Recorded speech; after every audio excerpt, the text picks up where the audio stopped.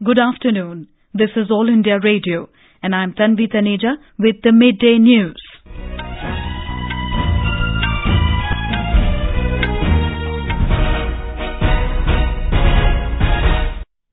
The headlines. Assam Chief Electoral Officer says National Register of Citizens would not impact the voting rights in Lok Sabha elections. 2 Congress MLAs from Gujarat switched to BJP. Expelled TMC MP Anupam Hazra also to join BJP. Patidar leader Hardik Patel set to join Congress today. In Jammu and Kashmir, 3 persons killed in a snow blizzard in Kupwara district. Singapore, China and Ethiopia ground Boeing 737 MAX 8 fleet, citing Boeing crash of Ethiopian Airlines on Sunday. And United Nations warns Bangladesh of a fresh humanitarian crisis if Rohingyas moved to an uninhabited island prone to cyclones.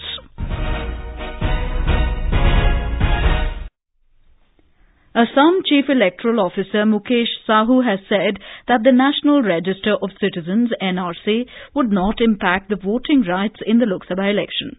Mr. Sahu said anyone whose name appears on the electoral rolls can vote, irrespective of the person's inclusion in the final draft of the NRC.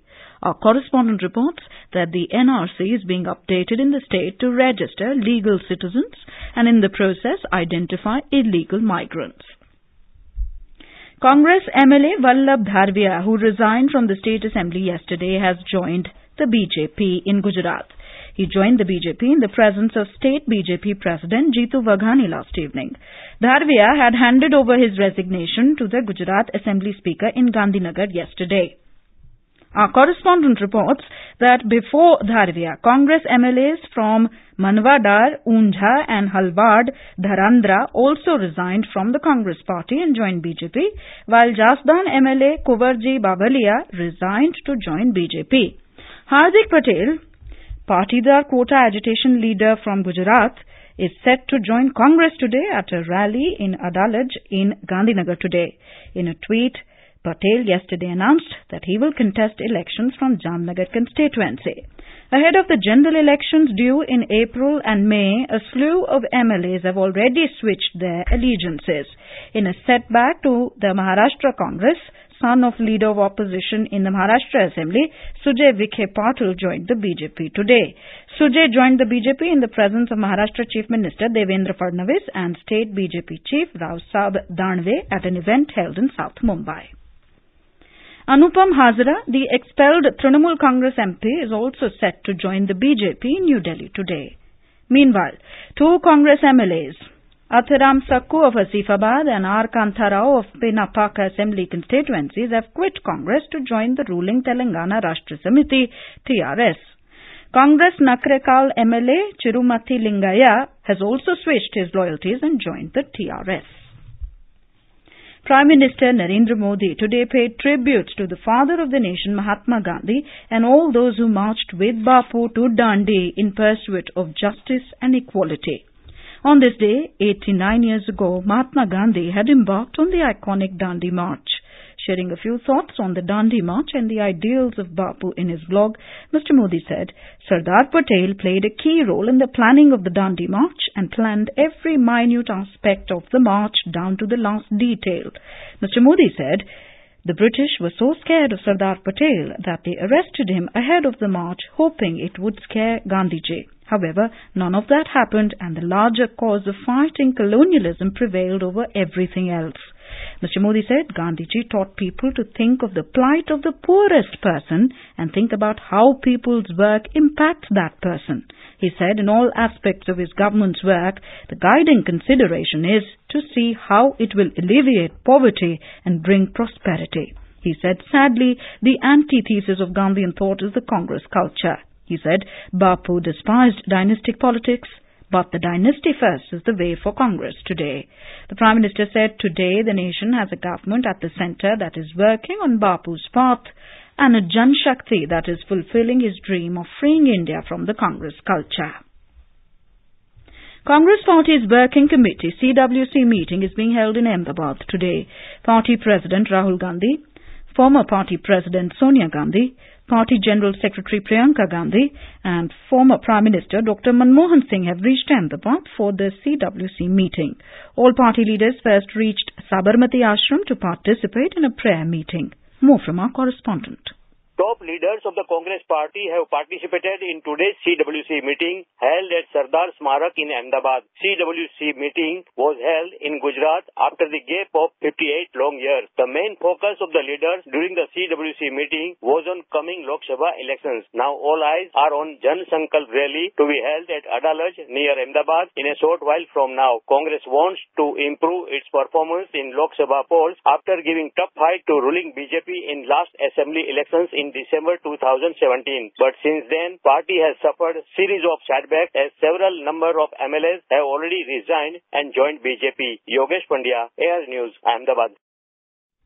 The 34th edition of AHAR, the International Food and Hospitality Fair, commenced in New Delhi today. The 5-day fair, organized by India Trade Promotion Organization, features a wide range of food products, machinery, food and beverages equipment, hospitality and decor solutions from over 560 participants from India and abroad.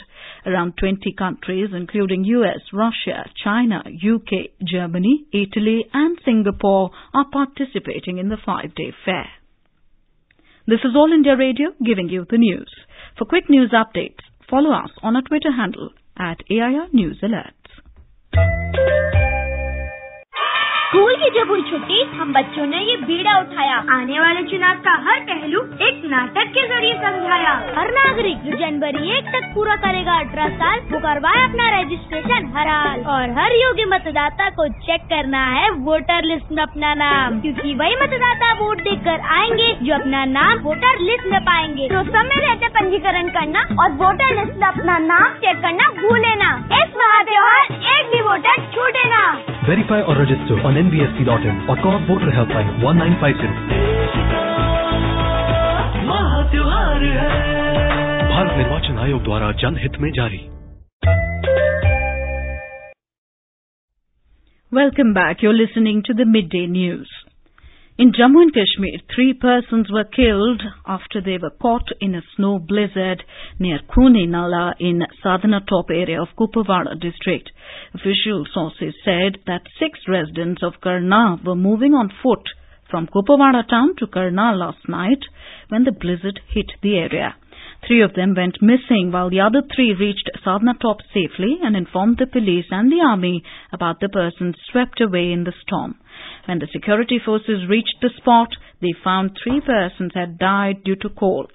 The road from Kupwara to Karna near line of control is closed for traffic for past few months due to heavy snowfall and bad weather. Meanwhile, the authorities today allowed only one-way traffic on Srinagar-Jammu highway in view of unfavorable weather conditions. Traffic officials said only stranded vehicles shall be allowed to move downwards from Srinagar to Jammu. They said several vehicles were stranded due to landslide in Marog road stretch of the highway yesterday. No traffic movement of fresh vehicles will be allowed till further notice. India and the United States have agreed that Pakistan needs to take concerted action to dismantle the terrorist infrastructure and deny safe haven to all terror groups operating in its territory. The agreement was reached during the meeting between Foreign Secretary Vijay Gokhale and U.S. Secretary of State Mike Pompeo in Washington last evening. An official release said both sides also agreed that those who support or abet terrorism in any form should be held accountable. Mr. Pompeo expressed his understanding of India's concerns regarding cross-border terrorism. In a statement, U.S. State Department Deputy Spokesperson Robert Palladino said both sides discussed the importance of bringing those responsible for the Pulwama attack to justice. Mr. Gokhale and Mr. Pompeo also discussed other issues of mutual interest, including Afghanistan and cooperation in the Indo-Pacific region, and agreed to closely work together in this regard. President Ramnath Kovind today said a strong, prosperous and progressive Bangladesh is in India's fundamental national interest. A delegation of young members of parliament and political leaders from Bangladesh called on Mr. Kovind at Rashtrapati Bhavan. He said the two countries are confronted with common challenges and they are tied together by shared history, culture and familial ties. The UN has warned Bangladesh of a new crisis if the country goes ahead with the plans to relocate 23,000 Rohingyas next month to an uninhabited island that is prone to cyclones. The UN Special Rapporteur on Myanmar, Yangi Lee, told the Human Rights Council in Geneva yesterday that she was unsure if the Bay of Bengal island was truly habitable. She also warned that ill-planned relocations without the consent of refugees have the potential to create new problems for the country. The Rohingya advocates say that the refugees would effectively be trapped on Bhasanchar, a muddy low-lying island that floods frequently during the monsoon season and offers few livelihood opportunities. The government, however, argues that the relocation would relieve pressure on the refugee camps on the mainland. More than 7 lakh Rohingyas are confined to overcrowded camps in Bangladesh. Singapore's Civil Aviation Authority has temporarily suspended all versions of the Boeing 737 MAX from flying into and out of the country. The decision comes after an Ethiopian Airlines Boeing 737 MAX 8 crashed on Sunday, killing all 157 people on board. China and Ethiopia decided yesterday to ground their entire Boeing 737 MAX 8 fleet, citing the Sunday crash and another deadly accident of that same model in Indonesia last October. British MPs are set to vote on Prime Minister Theresa May's Brexit deal later today, after May secured legally binding changes to the divorce agreement following talks with the EU in Strasbourg. It is now up to the MPs to make the historic decision whether to back her plan or risk a chaotic exit from the EU. May's de facto deputy, David Lidington, told Parliament yesterday that the Prime Minister has secured the changes that strengthen and improve the withdrawal agreement and political declaration. He said this should be enough to persuade the MPs to vote for the agreement today. The Prime Minister is expected to chair a cabinet meeting before the motion is debated in the House of Commons and votes are held. The EU has warned that if the deal is voted down again, there would be no third chance. The United Nations has again requested Sri Lanka to establish a hybrid court consisting of international judges, lawyers and investigators to probe war crime allegations during the 3-decade-long LTTE war. The demand had been rejected by the Sri Lankan government earlier, saying it has its own strong justice system. The annual report on Sri Lanka presented to the UN Human Rights Council, UNHRC, at its ongoing session in Geneva, recommended the government to adopt legislation establishing a hybrid court to investigate allegations of human rights violations. In business news, the Sensex and the Nifty today extended previous session's gains, rising more than 1% in afternoon trade. The Sensex at the Bombay Stock Exchange surged 386 points to trade at 37,440. The Nifty at the National Stock Exchange also gained 111 points to trade at 11,279. The rupee at the forex market also appreciated 33 paise to 69 rupees and 56 paise against the US dollar in afternoon deals. And the 5th South Asian Football Federation SAF Women's Championship kicks off in Viratnagar, Nepal today. Defending champion India has been drawn in Group B in the 6-team competition alongside Maldives and Sri Lanka, while hosts Nepal has been kept in Group A with Bangladesh and Bhutan. And now, before we close, here are the headlines once again.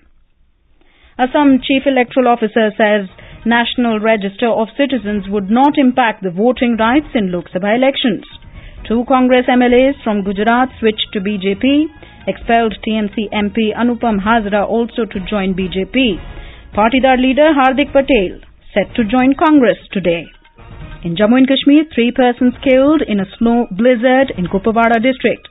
Singapore, China and Ethiopia ground Boeing 737 MAX 8 fleet, citing Boeing crash of Ethiopian Airlines on Sunday. And United Nations warns Bangladesh of a fresh humanitarian crisis if Rohingyas moved to an uninhabited island that is prone to cyclones. And with that we end the midday news.